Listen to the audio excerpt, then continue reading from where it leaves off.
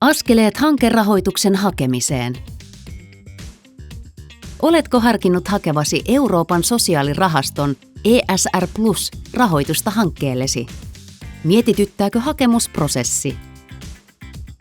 1. Lue hakuohjeet tarkasti. Hakuilmoitus ja rakennerahastojen sivut sisältävät infoa hausta ja sen reunaehdoista. 2.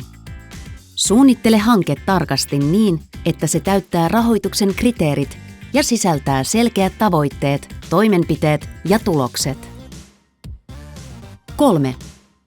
Hakemus täytetään sähköisesti Eura-järjestelmässä.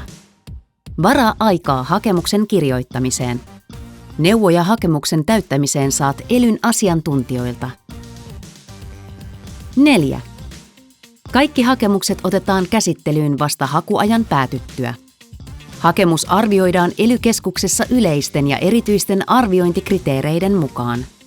Hakemukset käsitellään maakunnallisissa käsittelyryhmissä. 5. Rahoitettavaksi valittujen hankkeiden kanssa käydään vielä tarkemmat neuvottelut. Hakemusta täydennetään ja tarkennetaan tarvittaessa. 6. Lopuksi hankkeelle tehdään rahoituspäätös. Päätös tehdään Eura-järjestelmässä ja siitä tiedotetaan sinulle. Yhteisenä tavoitteenamme ovat onnistuneet ja vaikuttavat hankkeet. Hae rohkeasti rahoitusta.